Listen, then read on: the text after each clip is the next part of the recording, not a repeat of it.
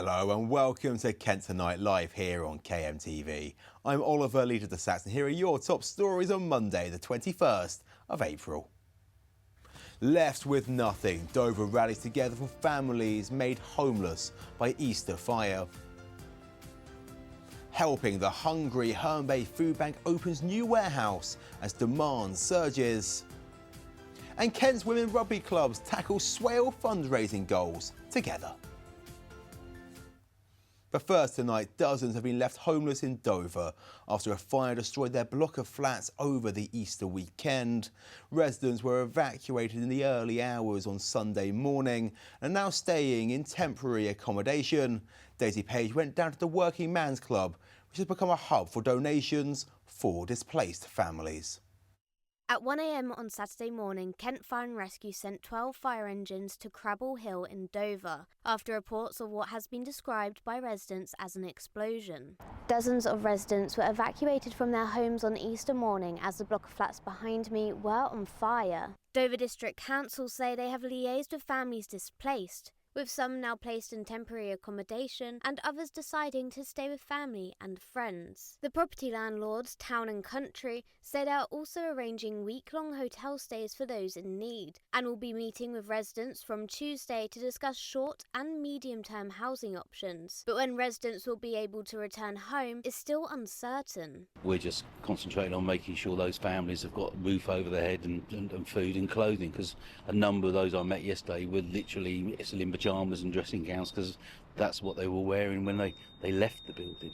So to make sure they've got that, and then going forward, making sure, because some of them have lost everything, that when they get some degree of permanency, we can get some of the charities to work together, and they've been fantastic up to now, offering support and equipment and clothing and furniture to actually provide some stuff for these people, because some of them have lost everything. They will have nothing at all. One local business has become a hub for all donations, from money, cleaning supplies, to clothing and hygiene products. And volunteers have been working to organise the donations ready for distribution for those who have lost their belongings to the fire. The Dover community has band together to help the families who have been impacted. It just shows that Dover people do come together. What has been donated has been everything that people could think of from if it happened to them, what would they need? It has been very overwhelming.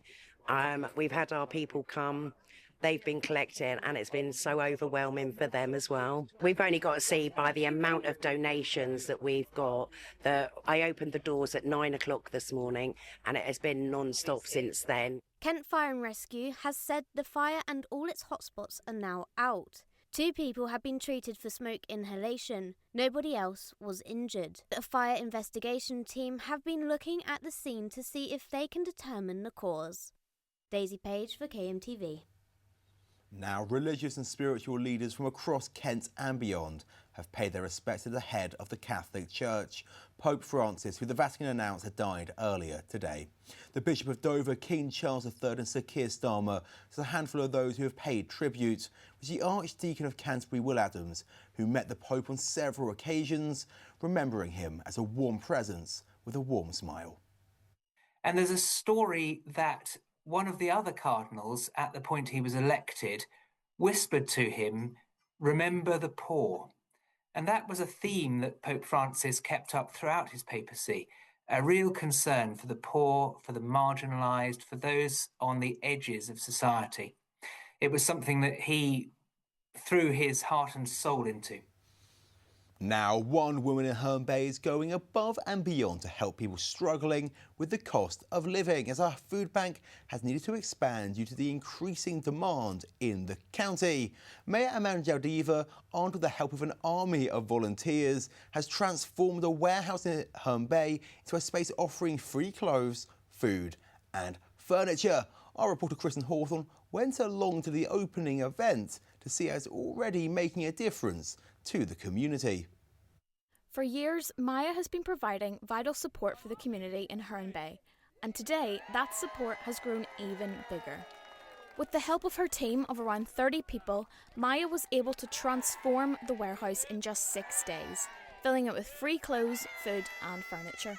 Literally, our volunteers work day and night. We were here till 2, 3 a.m. every single night just to make sure it's back up and running, because house fires, floods, or homelessness, or escaping domestic abuse, these things, they happen every single day. So we have to be up and running all the time. Our charity in last 12 months fed 219,000 people. We saved 9,250 tons of CO2, and we've done 41,000 volunteering hours. We furnished 780 houses. I didn't have bed for my kids. I didn't have bread. I didn't have clothes. Now, this shop has 128 people visiting an hour, and they're all getting food, clothes, furniture, or anything they like, they need. That helps them to pay the bills. This new food bank has brought a fantastic atmosphere to Herne Bay today, with many coming along to celebrate its opening.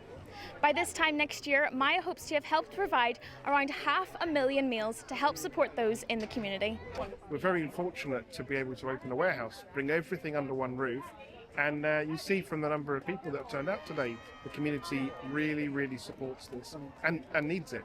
Maya's been working round the clock, and Maya works at an incredible speed, incredible pace that I've never seen anyone been able to dedicate that amount of time. But to turn this around in 6 days, working through the night every day whilst running the charity, it's incredible. But it's not just about handing out items, it's about offering a sense of community, and locals say it's already making a huge difference. It was really good. It's really packed in there. They've got so much stuff. My friend's been after an ironing board for weeks, so I've now got an ironing board for her. I've got some bits for the grandchildren, and I'll be back looking for a buggy. I came for a buggy, and I'm going with an ironing board. But no, it's really good, and they're doing so much for so many people. It's packed in there with people loading their bags with all the stuff. As the cost of living continues to affect the lives of many here in the county, this kind of support is a lifeline and shows no signs of slowing down. Kristen Hawthorne for KMTV. Heartwarming that one, wasn't it? Now it's time for the weather.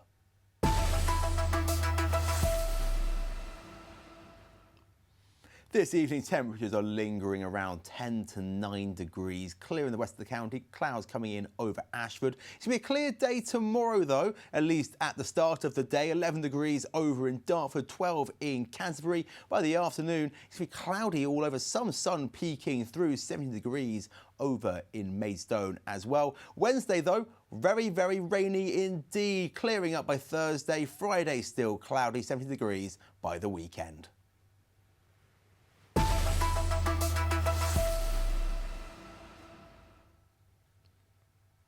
And finally, over the Easter weekend, 5 women's rugby sides from across Kent put aside their rivalries and became the Swale Ladies and Maidstone and Aylesford Women's for an exhibition match at Sheppey's Rugby Football Club. The match raised money for 2 good causes, Lupus UK and domestic abuse support charity Satida. Phil McDermott went down to the Isle of Sheppey to find out more.